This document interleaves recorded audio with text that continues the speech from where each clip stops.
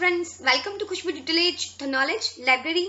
आज के वीडियो में मैं आपके साथ challenges of new education policy 2020 के बारे में बात करूंगी। हम सब जानते हैं कि थोड़े ही दिन पहले न्यू एजुकेशन पॉलिसी 2020 अनाउंस की गई है, जो कि हमारी शिक्षण नीति है उसमें पूरी तरह से बदलाव ला रही है। एक तरफ से देखा जाए तो छात्रों को आज की कॉम्पिटिटिव एरा में ग्रोथ के लिए तैयार करना बहुत ही आवश्यक है और वो कार्य उनकी प्राथमिक कक्षा से ही शुरू हो, ये निर्णय लेना भी अति आवश्यक है, क्योंकि हमारे प्रधान नरेंद्र भाई मोदी जी का मानना है कि now in India the new child born who gives employment not searching the employment, यानी कि अब रोजगारी ढूंढने वाले नहीं देने वाले पैदा होंगे। ये उन्होंने स्मार्ट इंडिया हैकाथॉन में बोला था। लेकिन ये सबके साथ हमारे विकासशील भारत में और कई चुनौतियां हैं जिसका हमको सामना भी करना पड़ेगा। हमें ये सोचना है कि क्या ये नए फॉर्मेट है उससे बदल पाएगा बच्चों का फ्यूचर। मे दिस फॉर्मेट और policy change the future of child and 5 plus 3 plus 3 plus 4 moves the child towards their growth, यानी कि जो 5 plus 3 plus 3 plus 4 की पॉलिसी है वो बच्चों को उसके विकास की ओर ले जाएगी।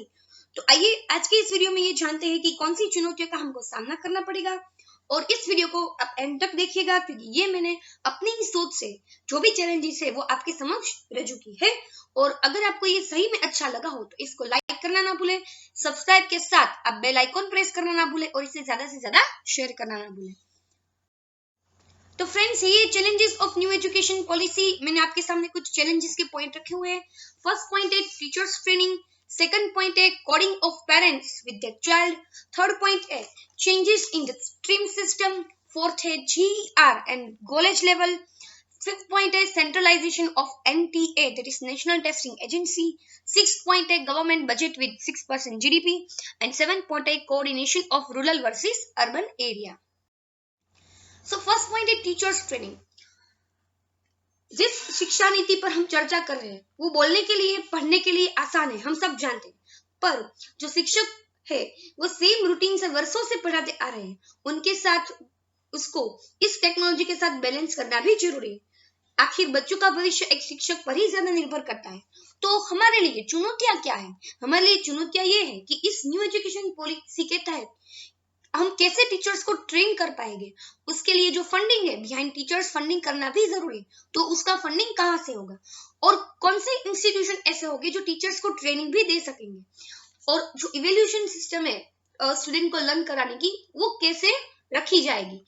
और दूसरी बात, हमारे इंडिया में क्वालिटी टीचर्स बहुत कम पाए जाते हैं, ठीक है, तो न्यू पॉलिसी के तहत हम कैसे नए क्वालिटी टीचर्स को भी बिल्ड पाएंगे, ये सारे के सारे क्वेश्चन है, क्योंकि एक बच्चे का भविष्य है वो टीचर्स पर ही ज्यादा निर्भर करता है, ठीक है। तो उसके हिसाब से टीचर्स ट्रेनिंग, टीचर्स के बिहाइंड जो फंडिंग है वो, ये सब हमारे लिए बहुत ही मायने रखता है। और हमारे लिए ये एक प्रश्न भी है, इसे चैलेंज भी कह सकते हैं कि टीचर्स को इस न्यू एजुकेशन पॉलिसी के तहत कैसे ट्रेन किया जाएगा।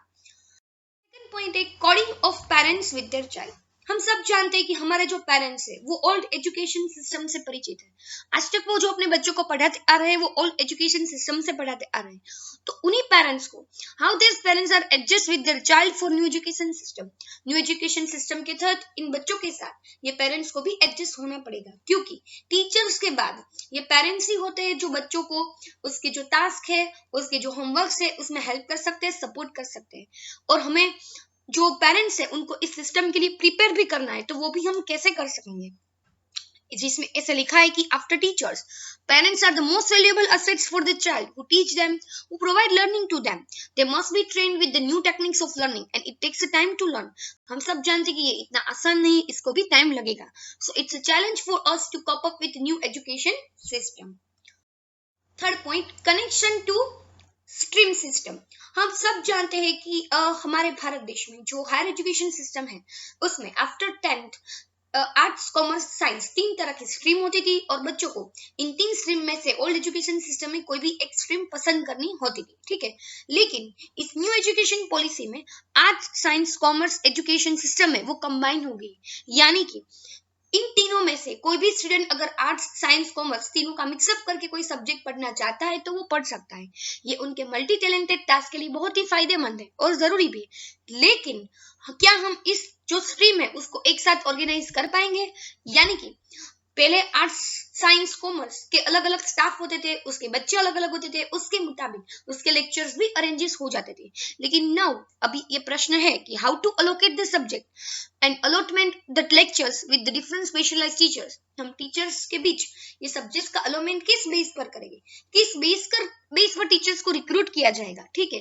तो ये सारे प्रश्न हमारे सामने हैं और ये जो स्ट्रीम सिस्टम है जिसका एक साथ हो जाना, ये बच्चों के लिए शायद मल्टी टैलेंटेड या तो एक साथ नॉलेज पाने के लिए बहुत ही अच्छा टास्क है, लेकिन इसको एक साथ कनेक्ट करना, इसका एक साथ लेक्चर अरेंज करना और अलॉटमेंट ऑफ सब्जेक्ट्स, ये सारे के सारे प्रश्न हमारे लिए एक चुनौती समक्ष है।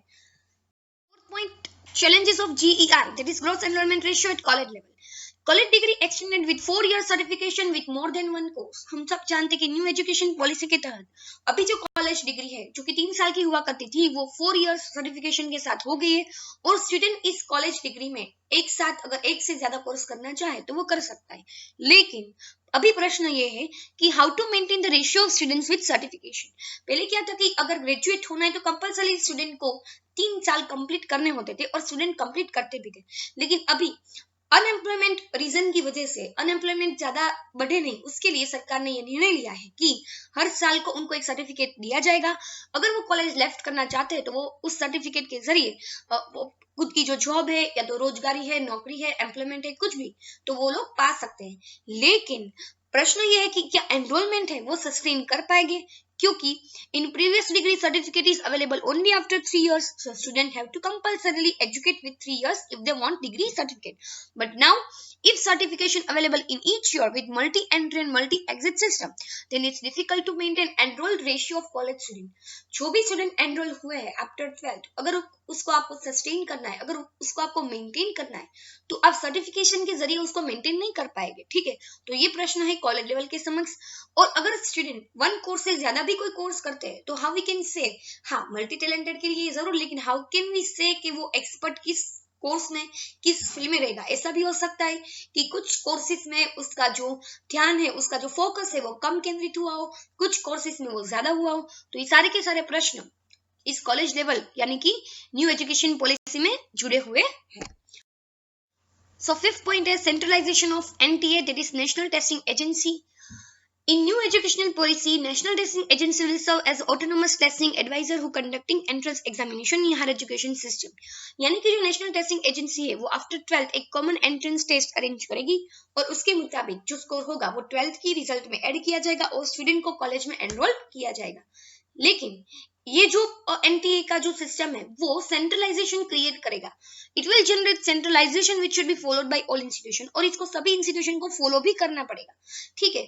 लेकिन इससे क्या है कि स्टूडेंट की ग्रोथ ही वो लिमिट हो जाएगी और क्या है कि सारे के सारे स्टूडेंट है, जो स्टाफ है और इंस्टीट्यूशन, सभी की कंडीशन और सिचुएशन एक जैसी नहीं हो सकती है और इसकी वजह से जो ग्रोथ है स्टूडेंट का और इंस्टीट्यूशन का वो लिमिट में रह जाएगा।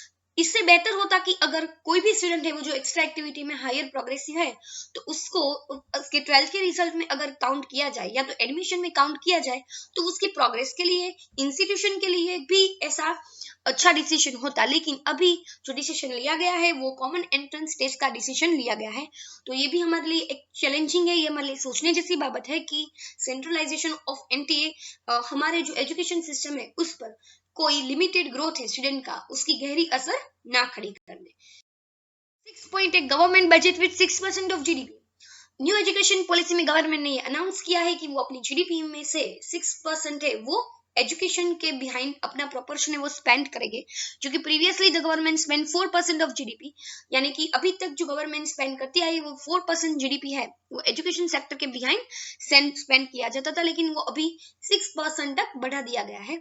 लेकिन अभी भी ये क्वेश्चन है कि क्या इसी प्रोपोर्शन के साथ हम एजुकेशन को मेंटेन कर पाएंगे, गवर्नमेंट हमारी एजुकेशन सिस्टम को मेंटेन कर पाएगी, क्योंकि higher education system primary level college level सभी में ये 6% है वो बहुत ही कम है हमारे हिसाब से, क्योंकि कतार है उसमें ये प्रोपोर्शन 12.5% है, यूएस है जिसमें 7% है, जापान 6.5% है, यानी कि बहुत सारे देश है जो अभी भी इंडिया से कहीं आगे है गवर्नमेंट बजट का जो स्पेंडिंग है उसमें से।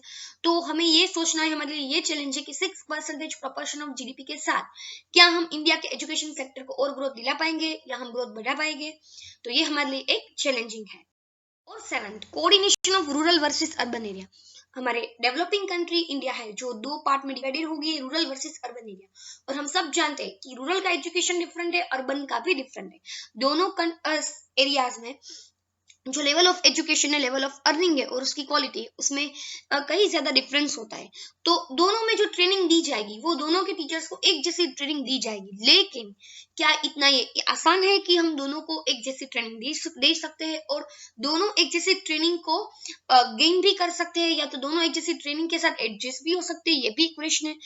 और एक प्रश्न और है कि अभी तक जो डिस्टेंस रहा है रूरल एजुकेशन और अर्बन एरिया के बीच, तो आफ्टर ये नेशनल एजुकेशन पॉलिसी के बाद कहीं ये जो डिस्टेंस है वो बढ़ ना जाए, यानी कि रीजनल डिस्पेरिटीज क्या आगे ज्यादा बढ़ेगी? तो ये एक हमारे लिए चैलेंजिंग है। हमको ये भी देखना है कि रूरल और अर्बन एरिया के बीच ज्यादा से ज्यादा कोऑर्डिनेशन हो, उनके बीच जो डिस्टेंस है वो काफी हद तक बढ़ना चाहिए नहीं। तो फ्रेंड्स, ये थी आज की वीडियो जिसमें मैंने आपको बताया है कि कौन सी चैलेंजेस हमारे सामने न्यू एजुकेशन पॉलिसी के अप्लाई करने से होगी। लेकिन ये जो चैलेंजेस है उसका हमें सही अंदाजा या तो उसका जो सही अनुकरण है वो हमें तभी पता चलेगा जब हम इस सारी की सारी न्यू एजुकेशन पॉलिसी को कैसे इम्प्लीमेंट करते हैं, क्योंकि इम्प्लीमेंट करने के बाद ही पता चलता है कि ड्रॉबैक्स कौन से हैं, हमको कौन से बेनिफिट्स हैं। तो ये वीडियो थी जिसमें मैंने आपको सारी की सारी वो बात बताई है, और अब हमें इस वीडियो के जरिए ये देखना है कि हम इस चैलेंजेस कैसे दूर कर सकते हैं, कैसे इसके सामने हम एक्शंस भी ले सकते हैं। ठीक है, और आप इसके रिलेटेड जो भी कमेंट है वो मुझे कमेंट बॉक्स में कर सकते हैं। और अगर ये वीडियो आपको रियली अच्छा लगा हो तो इसको लाइक करना मत भूलिएगा, और इसको सब्सक्राइब भी कीजिएगा, और इसके साथ प्रेस द बेल आइकॉन, और इसके साथ आपको हर बार मेरी जो लेटेस्ट नोटिफिकेशन की वीडियो है वो मिलती रहेगी। ठीक है, तो ये थी आज की वीडियो जो कि है challenges for new educational policy. Thank you all.